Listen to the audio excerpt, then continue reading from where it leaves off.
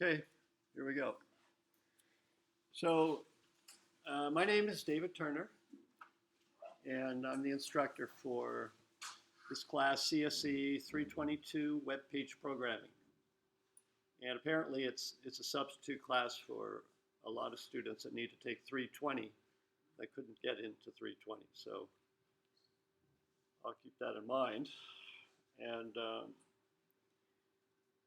the way that I intend to run the class is pretty flexible. So you can kind of, to a certain degree, customize it to what you're interested in. Although I have a specific list of topics that you need to master in order to get a certain grade. Okay, so, and that is described here in the syllabus.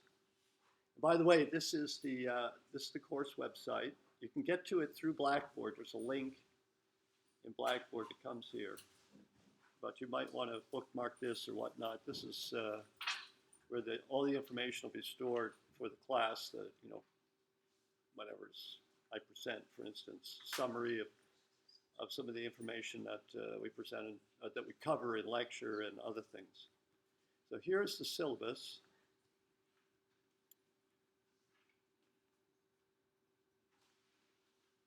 Should I make this a larger font? Is that better? Doesn't matter.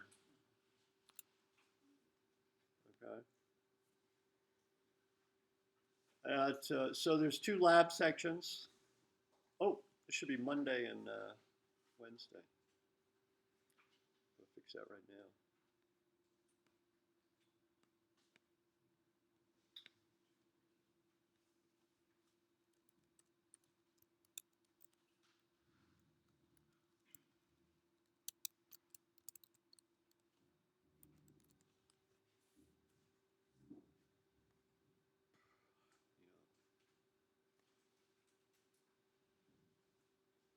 Oh, and my office hours actually are 3 to 4.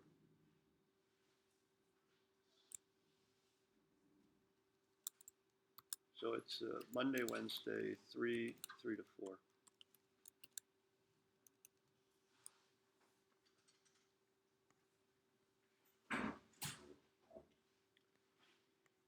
All right, so basically the learning objectives: learn web page programming, improve research and programming skills. These are the main topics: HTTP, HTML, CSS, JavaScript, and the document object model. So the document object model is simply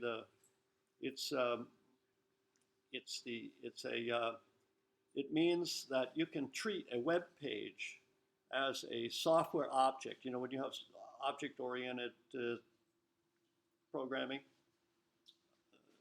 then you have instances of classes, and these instances have attributes and functions or behaviors.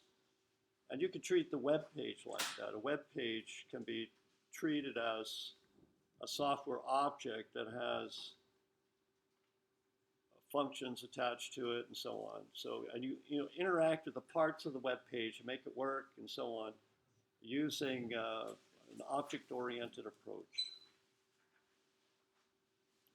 And the language that you use to interact with these components of the web page is JavaScript. So that's why the language in this class is JavaScript. That's the computer language you need to learn. And then there's some other technologies. There's hypertext markup language. I'm sure everyone in here is familiar with that. And then there's CSS. Those are the styling rules that are applied to the elements in the web page that are defined with HTML. So you put data or information in the web page using HTML, and then you style it, right? You give it color and size and position and so on using CSS. Originally when the web first came out, there was just HTML. There was no CSS. There was just a few what they call markup tags, and then CSS came along to give a lot more capabilities to it, as well as JavaScript, so that the page became dynamic. You could program it. So JavaScript. So you think about a computer language, right? So when you took 201 and 202, those classes, 330, you write a program in C++ in this school, and then you run it. It's a standalone executable. But not all programs run in that context. For instance, you could have a program that runs in your phone, right? So it's not a standalone executable, it's something else. And then you may have a game engine. The game engine has a scripting language. And so you write these scripts, which are text files with your program written in these scripts, in these text files. And they run in the context of that game engine. The game engine executes, it loads or runs or manages the loading and running of your scripts. And in web development, there's two sides of web development. There's the client side and the server side, because it's a distributed system. You've got basically two computer programs talking to each other. You've got a program running on the server that's sending messages to a program that's running inside your local computer or phone. And that's called the client. So it's a client-server situation. And on the client side, the client is running a browser or something like a browser, and you as the programmer write scripts as like writing scripts for a game engine, and they run inside the browser. In fact, so they're in the web page, so they're associated with the web page. And the scripts operate on the elements in the web page. It can move things around in the web page, create elements in the web, make things disappear, move around, make the web page dynamic.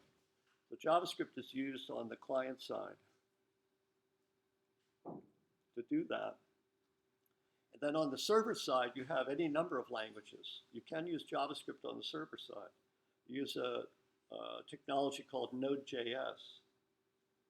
That's where you use JavaScript on the server side. And it's very popular. Node.js is very popular because you've got all these front-end developers that have been learning JavaScript, and they decided, well, I got to advance my career. I need to start doing some server-side programming now. And it's, well, I'm already familiar with JavaScript. I guess I'll just pick up Node.js. So that's my reasoning on why Node.js has become so popular. It's a very popular server-side technology right now. It's good for finding work, for instance. But that's relatively new. If you go back, some years ago, 10 years ago or whatnot, you don't have JavaScript on the server side. You've got to use something else. And the big language that really started the web, in my opinion, was Java. The big companies. The big companies use Java on the server side. And then you got smaller organizations. They use PHP. That came part of the beginning. That's small companies, individual developers using PHP. The big companies, banks and whatnot, they're using Java. That's in the past. But when you go into a company and you start working, you're going to see a wide array of, you may come into a lot of different sort of server-side technologies that are used. Right? There's the Microsoft business, the .NET and so on, ASP.NET. C# is really big, and in the Microsoft side, and so on. So there's a lot of server-side languages. Well, we're not going to look too much at the server side in this class. We're going to focus on the client side. That's why we call it web page programming. There's another class, CSE 405. It's called server programming. That's where the emphasis is placed on the server side. And now JavaScript's not the only language that you use on the client side. There's other languages, like, I can't think. Anybody from Microsoft, what's it called? The language out of Microsoft, the client side. Anybody know this? Just can't remember what it is, the name of it. But these, or CoffeeScript as another example. And there's something on the, from Microsoft, they developed, I forget the name of it now. It's popular. And, but those languages, they compile to JavaScript. And then they run as JavaScript in the browser. And they look like JavaScript, and they act like JavaScript. So it's essentially JavaScript. So on the client side, there's not much of a language choice. You got to learn JavaScript. You can't get around it. You got to know JavaScript on the client, even if you're going to use something that's built on top of it. It's still built on top of it. It's like JavaScript is kind of like it's like the assembly language of the client side. Because all of these other languages, and there's not many of them, there's just a few, that they compile to JavaScript, and then the JavaScript runs in the browser. Anyway, that's that thing. HTTP, this topic here, I'm not going to spend a lot of time on this. This is going to be mostly, you're doing self-study, and you could dig into this very deeply and spend a lot of time on this, but you need to have some understanding of it. And as you go through the class, my background and my interest, my experience is mostly with programming. So I'm going to emphasize learning JavaScript and this thing called the document object model. So we're going to build up to that. I mean, we're going to jump into it right away. And all of these technologies, they all work together. You have to know all of them. So we'll start by becoming familiar with just the whole thing. So when you write code, it's very important that the code is readable, not just by the execution environment, right? The JavaScript engine. That's be readable by humans, and because you're always modifying the code and you're expanding it, you're fixing bugs and so on. So as the code gets large, if you're not careful about the organization, it becomes unmanageable. And then you start losing a lot of time. And stress level starts going up as well. So it pays to develop a certain amount of self-discipline when it comes to keeping your code organized. It's like your room at home. You've got a room where you keep it clean, right? You can think more clearly. You don't got a lot of mess going on. Well, I don't know. That's me, but maybe you think better when it's messy. When it comes to programming, it's pretty much, as far as I could tell, widely considered good practice to keep your code clean and organized, although there's always exceptions to every rule. So this table here gives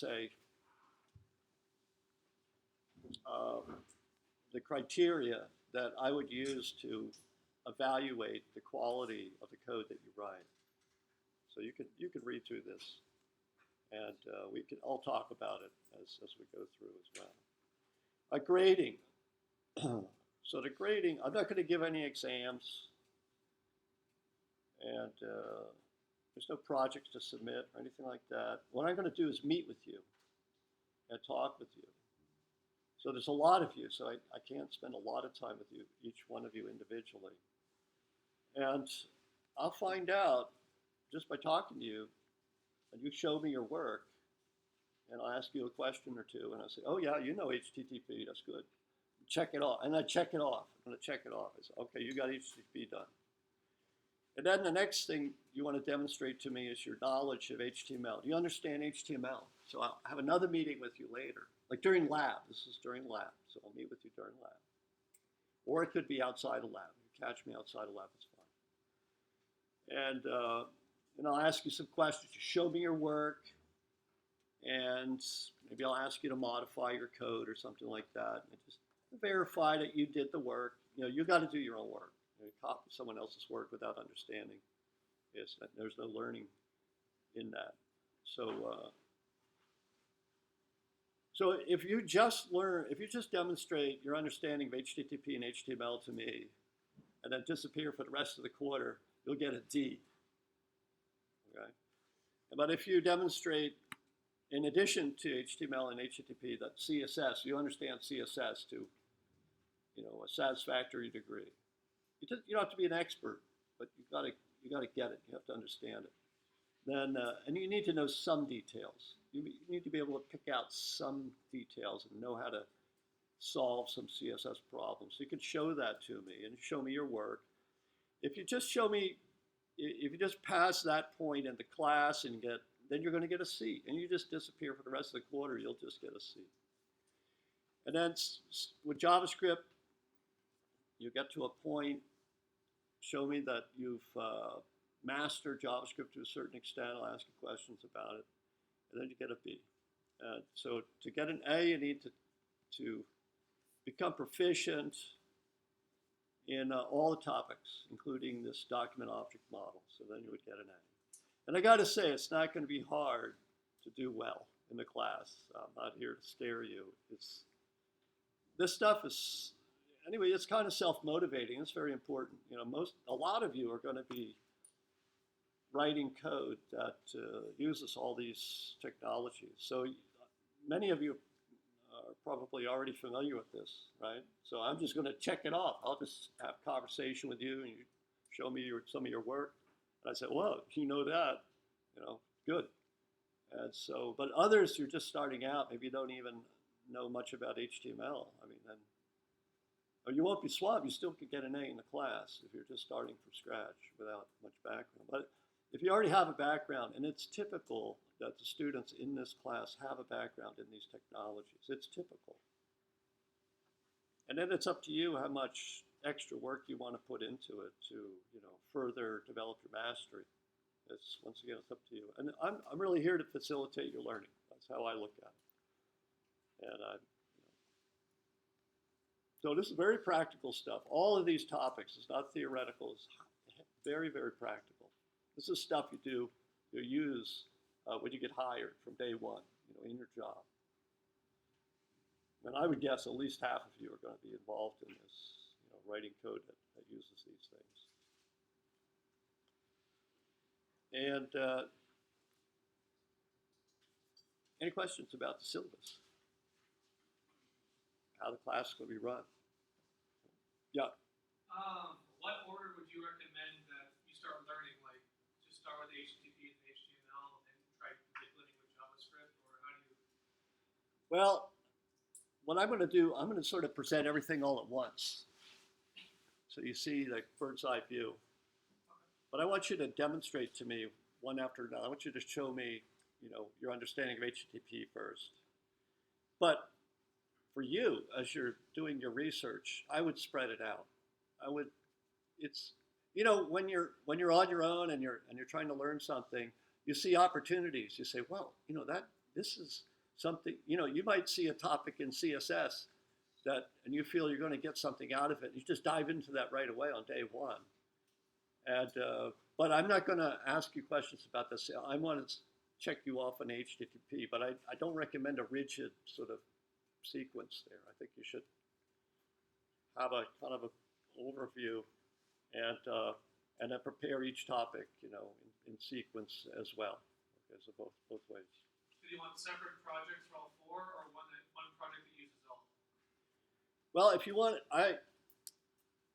you could do one project. There's two ways to do it. You could have one project, and you just keep working on that one project.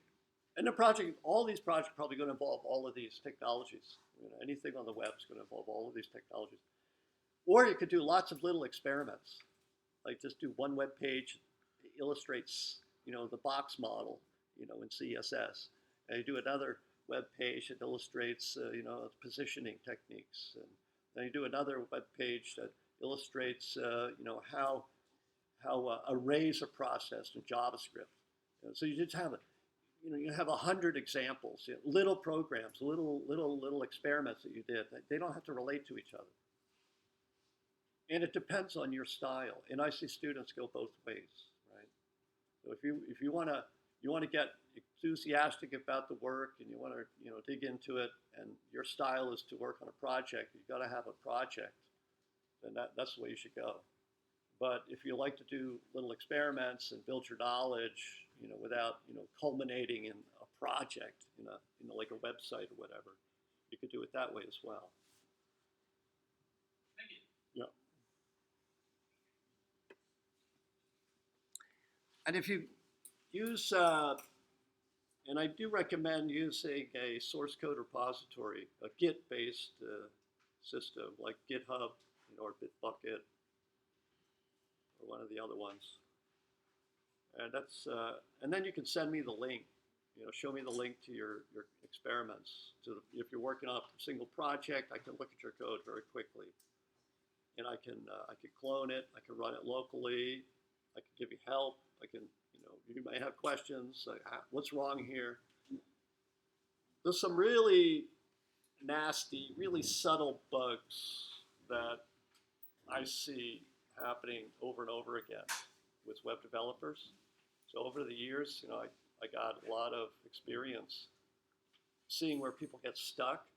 So if you can show me your work, and it's convenient if you've got a remote repository set up that you can send me the link to, like in GitHub.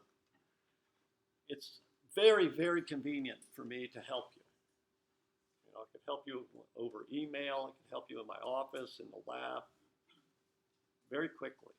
If you don't have it in that repository that I can access quickly, then we just waste a lot of time that way.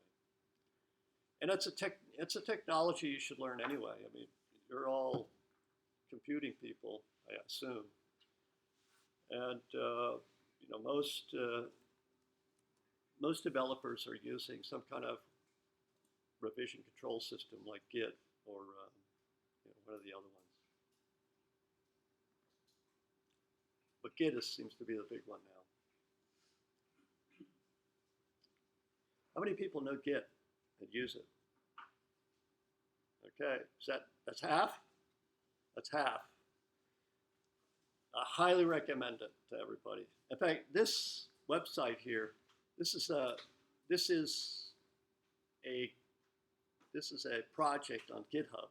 GitHub is the largest sort of system, the largest company that provides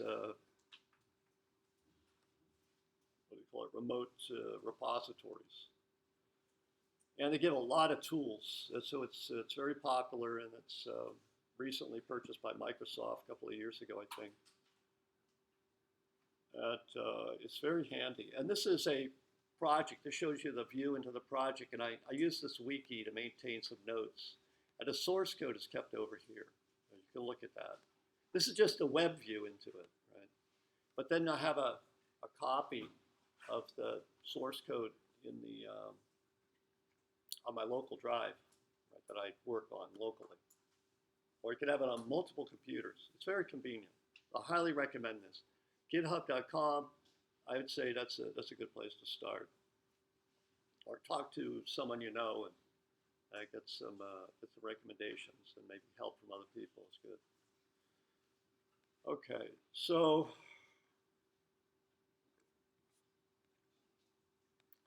let's see, come back to the syllabus here. So the syllabus is done. And so this is the home page on the wiki. So this is the project wiki. So this is a project wiki for the for a repository that I have created on GitHub. And I'll be posting links or whatnot in here, announcements. So here's a link to Zoom. And this is a, what do you call this? A conferencing software. And we'll see as we go later in the course. I think what's going to happen is the class is going to kind of thin out a bit, and we'll have less people.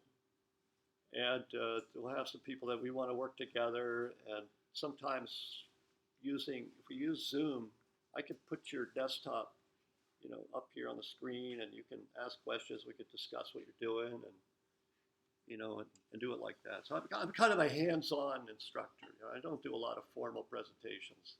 I like to get my hands dirty and show you how to open up the engine and get all dirty and greasy. And then I'd like to see you do the same thing, right? So that's when I meet with you. It's not just theory. I want to see the experiments that you did and ask questions and see that you're developing some level of mastery of the material. So Zoom might become useful later on. We'll see. I'm not sure about that yet. I was just thinking about that today. So here's another link I put in here just a couple hours ago.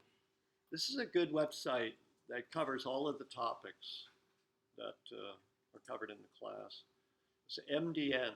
It's the Mozilla Development Network. And Mozilla, there's the browser called Mozilla. Right? Was that Firefox based on Mozilla, right? Okay, so this is great. This site is fantastic. And look, here's the topics: HTML, CSS, HTTP, JavaScript. See this web APIs? That's DOM. That's a document object model right there. Web APIs. Let's see this.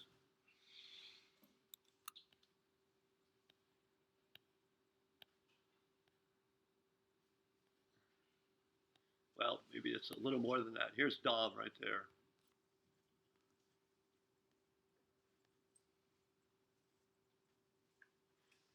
The document object model connects web pages to scripts or programming languages representing the structure of a document and so on.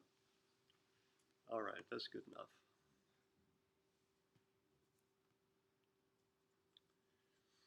All right.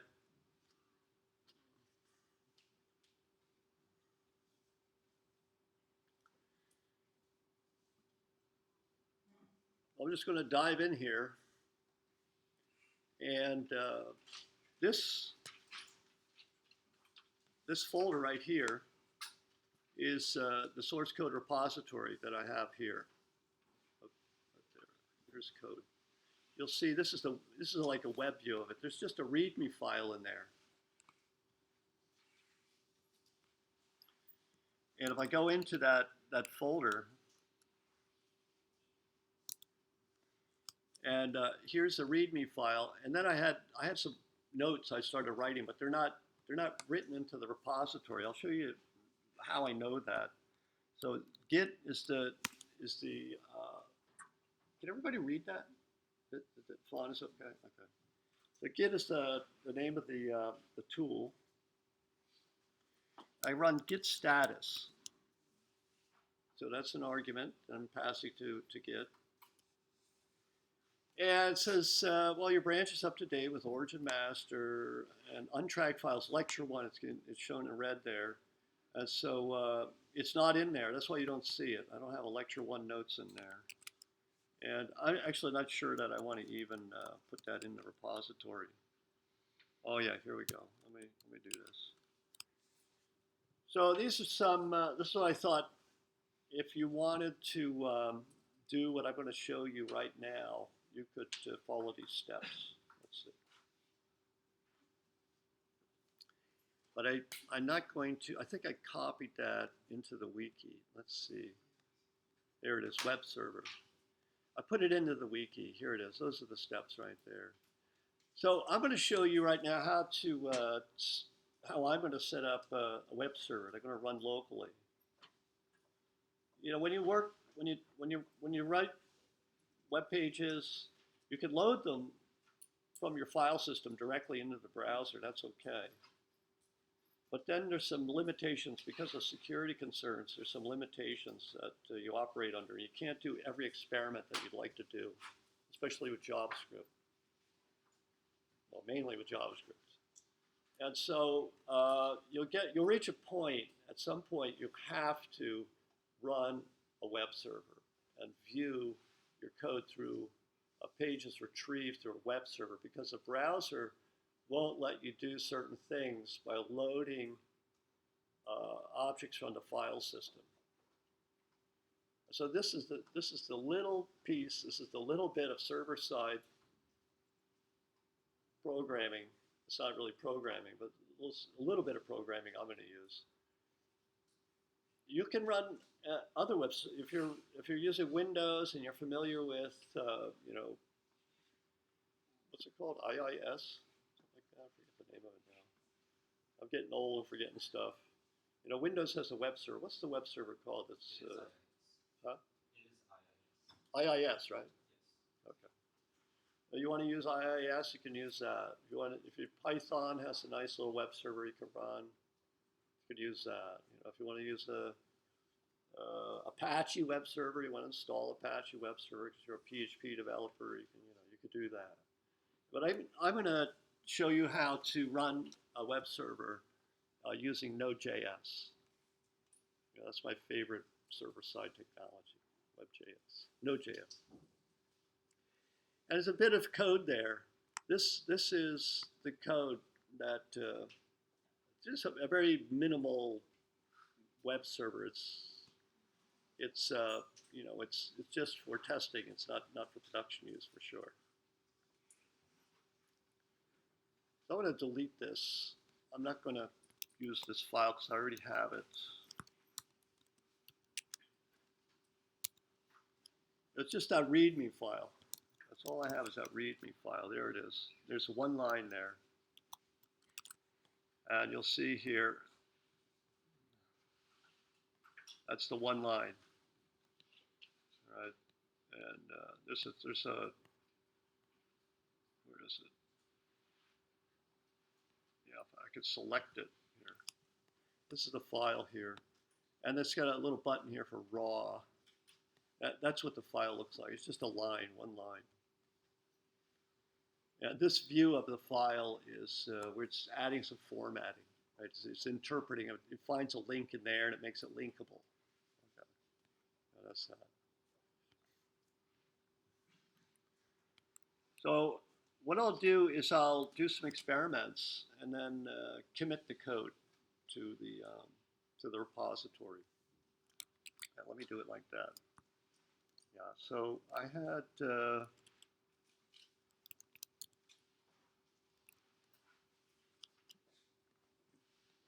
there's the folder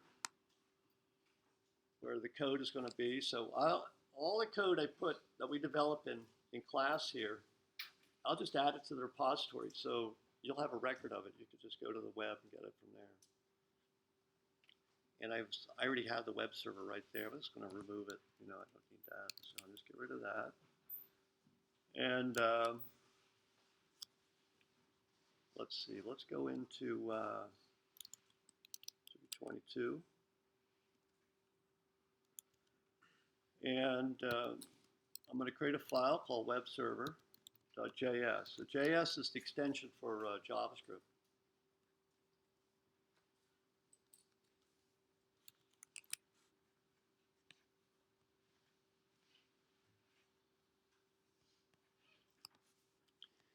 Now, if you want to do what I'm doing, and I'm not saying you should do it, but if you want to learn Node.js, this is a good way to get started.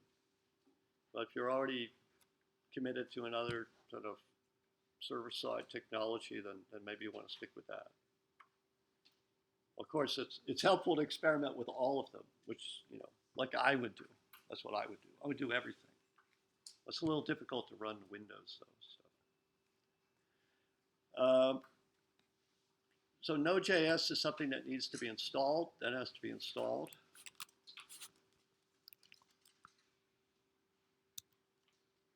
So you can run Node like this. I'm going to look at the version. That's the version of Node that I have running. And I'm going to show you how that works. You've got a program. It's going to say hi. This is the hello program, right? Hello.js. Console.log. Hello. It's one line. A console, this this is a pre-existing object. That's a name of a pre-existing object in the Node.js execution environment, runs on the server side. It's also a pre-existing object when your code runs in the browser as well. And this object, this console object, it represents, like your standard output stream or the monitor, your terminal window. And well, the standard output stream is directed, normally by default directed to the, your terminal window when you're running a code inside of a terminal window. And browsers have a type of console you can look at, and I'll show that to you later. And then that object has a function named log. This means print. Right? So this is something you use just for debugging, for a development purpose. That's why they use the word log, for sending a log message. We're going to send a log message. We're going to write hello, the string hello, into to the console. There it is. There it is, hello.js. So we run it like this: node hello.js. There it is. That's hello.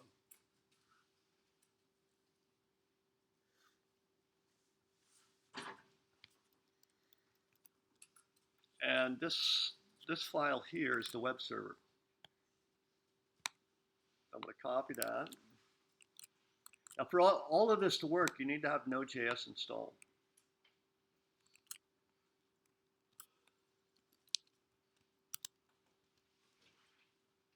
So I'm going to write that. I'm in VI, by the way.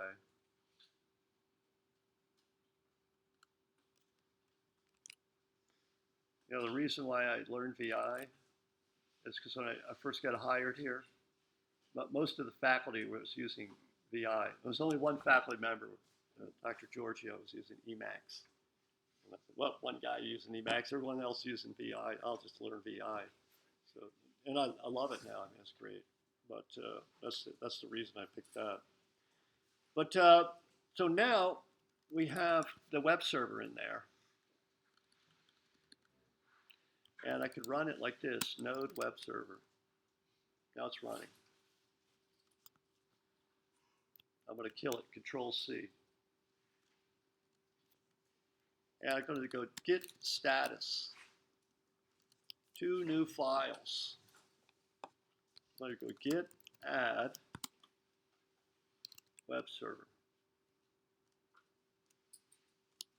And then git status.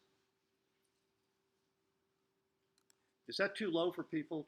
Is it better? Probably if I raise it up, that's better. Is that right? Nod, yes. Okay. Let me just clear that again there. Git status. So here's the status of my repository. This is green. It's a new file, and it's been added. It's been staged. See, there's this concept of staging. It didn't get into the repository yet. It's put in this temporary staging area, and sometimes called the index. And then it's shown here in green. It's saying there's a new file. It's to be committed. Changes to be committed. It's ready to be committed. It's been staged. Untracked files. Oh, these are the files showing in red here that aren't even staged, so they're not going to get in there. Anybody want this in a repository? Yep. Okay. Git add hello, and then I'm going to git status that again, and then you see now they're both green. They're both ready to be committed, and I'm going to go git commit -m. I'm not going to put. You have to put a comment, a message, -m, that's just a message. If I try to commit like that, it's going to pop me into my, my editor. And I'm just going to, I guess I'll just put the X in there. I'm not going to put a comment on there. I'm just going to put the letter X. That's what I usually do. There it is. So here's the feedback for Git. 2 files have changed. We created hello.js, webserver.js. So now git status shows nothing to commit, nothing to commit. But your branch is ahead of origin master by 1 commit. So this refers to the remote repository. So I put those files in my local repository, so they're on my hard drive here, or flash drive, whatever you want to call it. And but they haven't been sent to the remote repository that I have on GitHub. So it's telling us. So that's what origin. Origin is the name of the remote repository. And these repositories have branches. So you look at one branch at a time. So you check out one branch or another. I almost always work in a single branch. And the normal name, the typical name that people use is master, the master branch. Then you might have a release branch or a debug branch and lots of branches. Some people like a lot of branches. I don't use a lot of branches. But it's very important to learn that. So it's saying that my branch, my local branch, is ahead of the remote branch by 1 commit. And then it's saying use Git Push to publish your local commits. All right, let's do that. So Git Push. There it goes. You got to be connected to the network for that to work. So I just sent the information to GitHub. And if you go back to here, we'll look at the source code again. There it is. There's the hello.js. It's the web server.js. And it's just the web interface to the remote repository. It's a web server.js. You can look at it here. So now you all have access to this if you want to. Just copy it from there. And if I run git status again, I have a little code here. I just do, instead of C, I do clear, and then after I clear, then I do ls, see? And I just use C. I just put a little script to do it with C. Now if I do git status, yeah, nothing to commit. Your branch is up to date with origin master. So everything that we have locally, we already sent to the remote repository. So when you're working with me and you show me your code, you would give me the link. You would send me like the link like this. You could send this to me, email that to me. And then I could look at your code.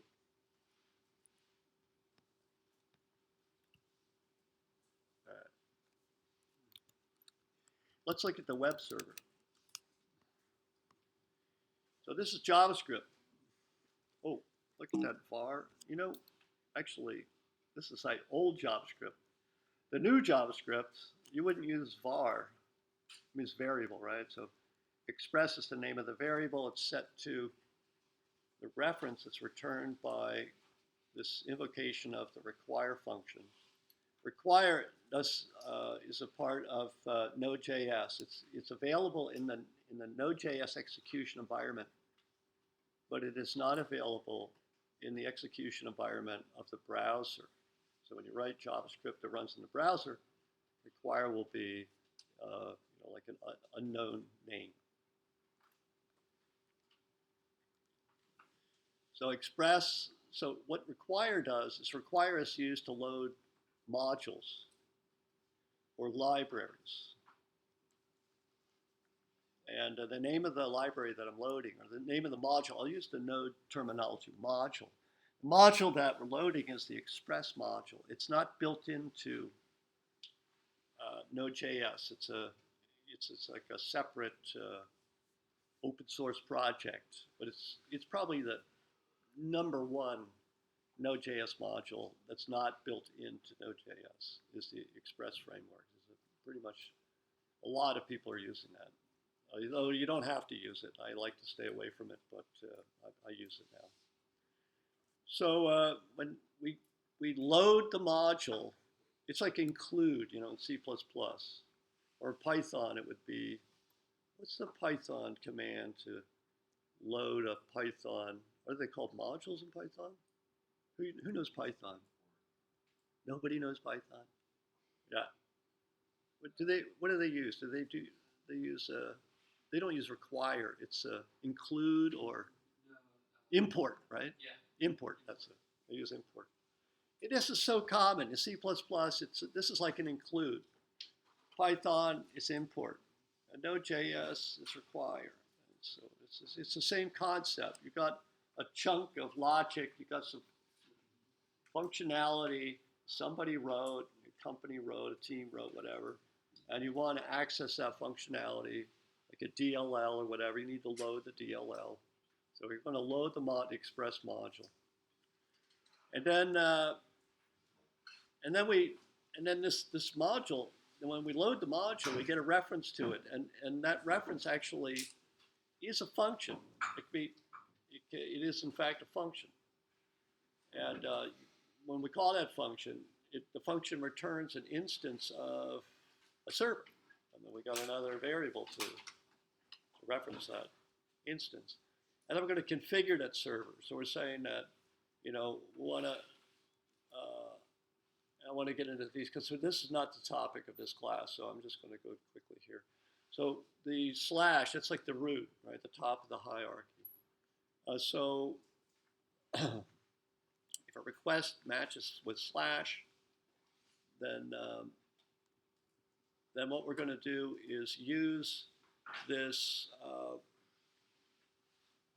in Node.js, this is called a, no, I'm sorry, in Express language, it's called a, what do they call these things? It's called a,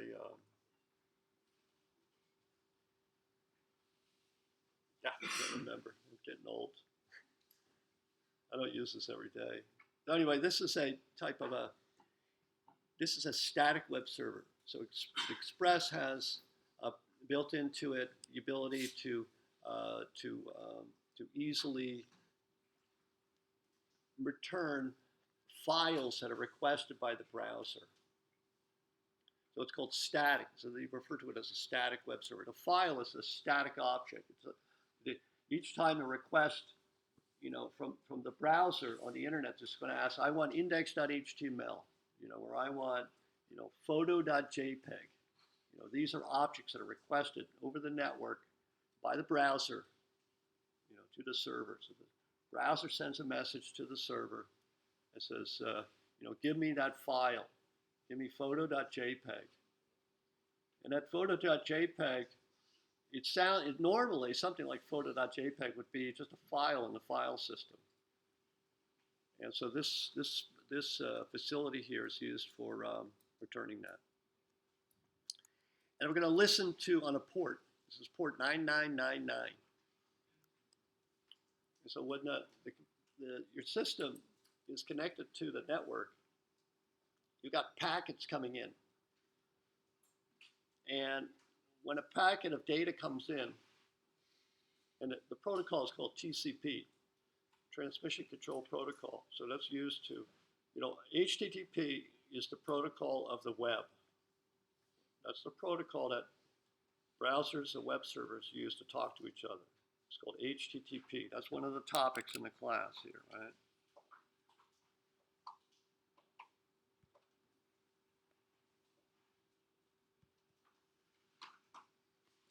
HTTP. That's the protocol that's used for browsers and web servers to talk to each other. But that protocol is implemented on another internet protocol called TCP. And at TCP, you know, basically you've got a process running on the client connecting to a process running on a remote system, the server. And HTTP, the HTTP messages are embedded in the lower level protocol messages called TCP messages. But when a TCP packet comes in to the system, the operating system gets it, right? And it says, oh, there's a packet. Is this for the browser? Is it for my automatic update program? Is it for my web server? Is it for the database I'm running? Is it for the video game I'm playing? You know, so all these when a program needs to access the internet, what it does is it requests from the operating system a port, and the ports are numbered. You know, port is like a window, a door, right, on a ship. The port into the ship. You've got many doors. Well, which port, which door do you want to go in through? And it's this port number that is associated with the program. So you're playing a video game, right? The video game is attached to, you know, usually maybe several ports, but at least one port, and its data is coming in, and the packets are all have that port number on it. So the operating system knows to send the data to the video game.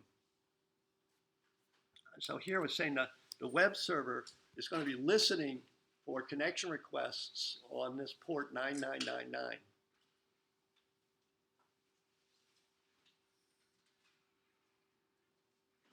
This is a local server and a local browser, right? And a local browser on the same machine. Yeah, that's what we're going to do. Yeah. Okay. So it's. But it doesn't have to be. This will work with a remote browser too. This doesn't have to be local. I'm just going to demonstrate it with a local. Okay. But in the university network, they're so paranoid here. They won't let you connect to, you know, someone else in the room here on the internet. At home, you can do it. You know, at home, you can be running on your local area network at home, and you can run this web server here, and then, you know, your brother or sister could, you know, their computer could get to your web server, no problem. But at the university, they're so paranoid, they don't want your systems to talk to each other, so they'll block that traffic. At least the last I checked, you know, several years ago. I don't think things have changed. So when you're on campus, you just do these local experiments. All right. Or you have a browser, locally running browser connecting to your locally running web server. But it's still done through this, it still goes through what's called a loopback interface. And it's still, you still need that port number, because your browser could connect to the web server through 999, and then it could also connect to another web. You could have 10 web servers running. They're all listening to different port numbers. So your browser can go to all 10 different web servers running on your laptop or your whatever.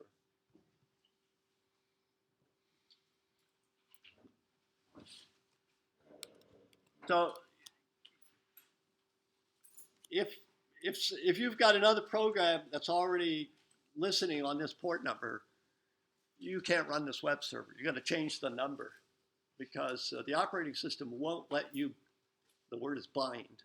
The operating system won't let you bind to a port that some other process is already bound to.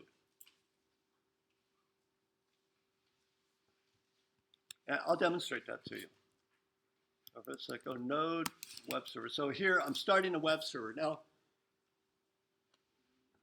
we just bound this process. Now this is a process, right? The process just requested to the operating system, I want to bind to port 999, and the operating system agreed to it.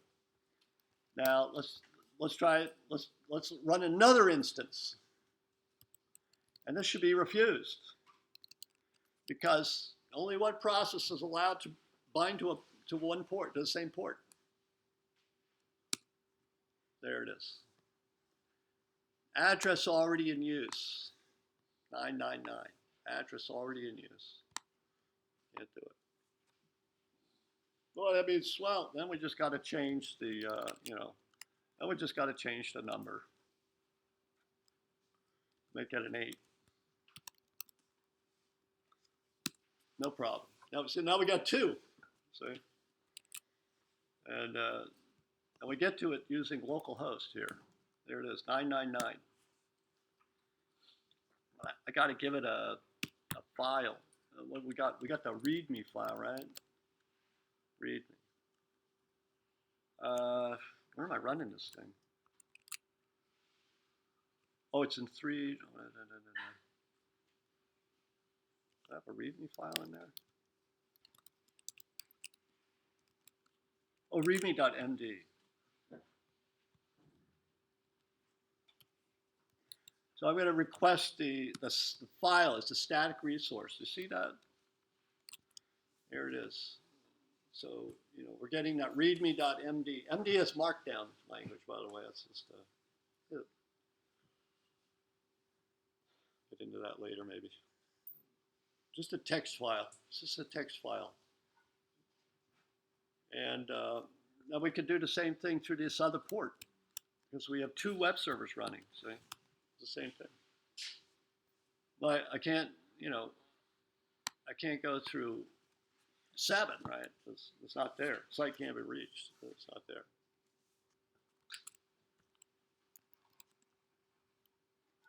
All right, let me kill that. I want to kill that one.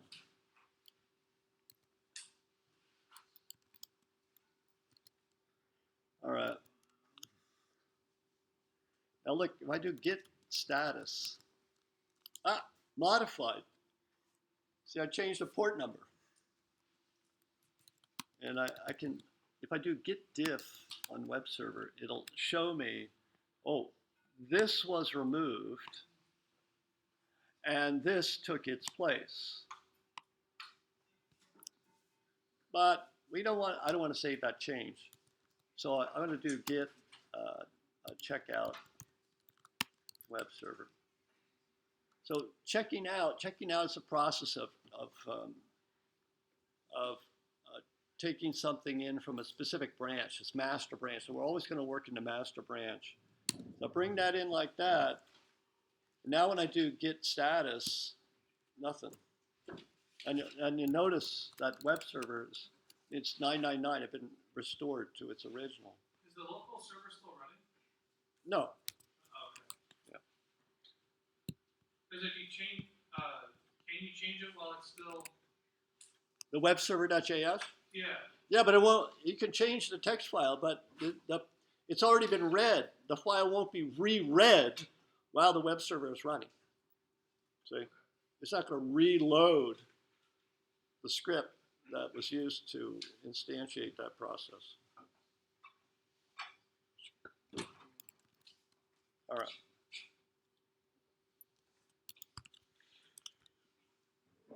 That's about it for the server side.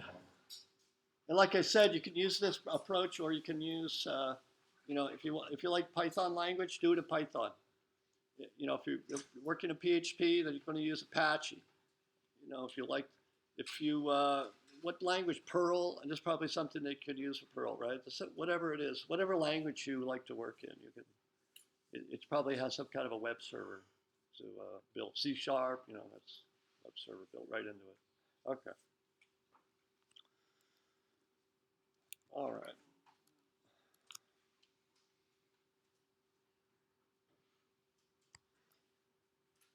Let's do this. Let's make our first web page. And I'm going to call the web page index. Let's say 5 o'clock, right? It's 5 o'clock. I'll do one last thing because I'm going to break a little early today. Usually there's a lot of signing and things I need to do with people. This is the last topic. BI index.html, right? The extension is HTML. Extension for JavaScript, JS. HTML code is .html. Sometimes you see .htm, right? Microsoft, they like to use HTM sometimes.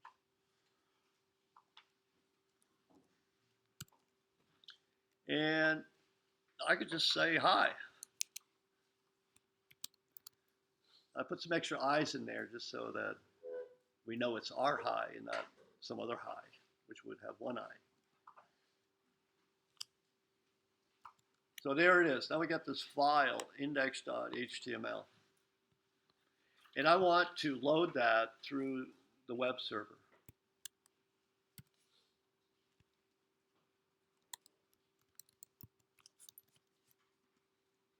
Site can't be reached. Oh, we didn't run the web server.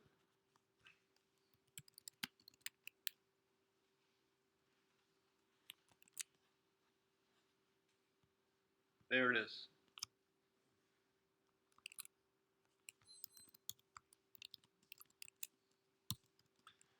And I'm going to change that to by. See? I changed the index.html file to by. And then when I reload, see, reloading, you know, it's request response. HTTP is a request response protocol. We requested the file, index.html, and the server sent it, and the browser showed it. I changed the file on the server. Well, the browser doesn't know that. Nothing has happened. So we have to reload. So I'm going to reload. I hit the reload button. Now it says bye. That's not very good HTML.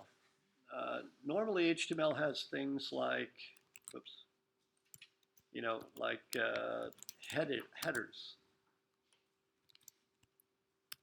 Oops. This is called a level 1 header, H1. And then we got a paragraph here. And in the paragraph, it has the word by. And these are tags. See how they squeeze together like that? You know, this is a start tag. And the tags have these angle brackets around it. There's the H1 tag. That's the start tag. And the end tag has the same name as the start tag, H1, okay? But it's got that slash in there. That's the end tag. And then that's the header. And then we've got a paragraph. That's a P tag. And this is the content. See, that's called the start tag right there. There's the end tag. That's right there. And then you have the content. That's right there. And so I'm going to save that and reload. There it is. So, well, like the header is shown with, you know, larger font.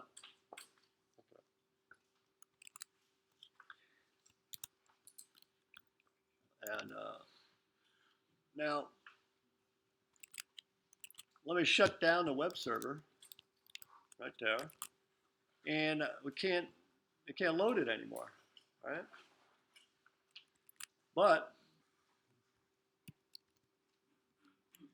this is the path of my file system. Like I said, you can load files from your file system in the web browser. I'm going to copy this path. And I'm going to use that to retrieve it. Now, normally, you know, you use, the browser's not showing it, but the protocol, there's a protocol section in the URL, http://. The browser just leave it out for us, you know, but that's how you would normally request it. But we're not going to retrieve index.html from using the protocol. We're going to retrieve it directly from the file system. So that we show it like that, file : I know it's a little small, and then I'm going to paste in that. There it is. That's the path right there. Hit enter, and there it is. So you can see. Oh, there's the protocol there. See the protocol? So that's a file protocol. Let's see, there's a little I there. You are viewing a local or shared file. I know it's hard to read this. Sorry about that.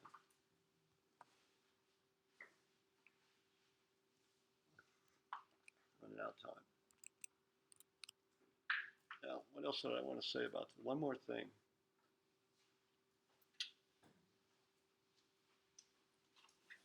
Oh, yeah, one more thing. So I'm going to go back. I'm going to try to, here's the, what's that I there? Your connection is not secure. That's because I'm using HTTP : // See, the secure would be HTTPS, right? But then I got to use a security certificate and all that stuff. I'm not going to do that. I'm not going to get into that.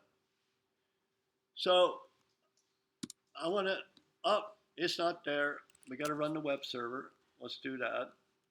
And then we can retrieve this, index.html. Here's the last thing to learn today.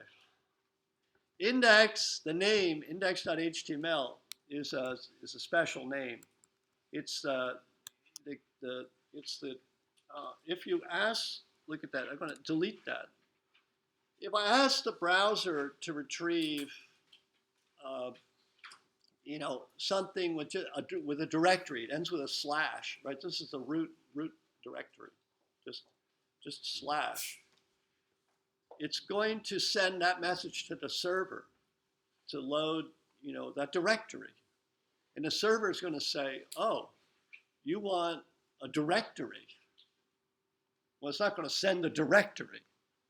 It's going to say, oh, the convention that us web developers follow is to, when the directory is requested, we look for a file named index.html and we return that. That's like the default. So I just hit enter on that. There it is, hi and bye, without the index.html.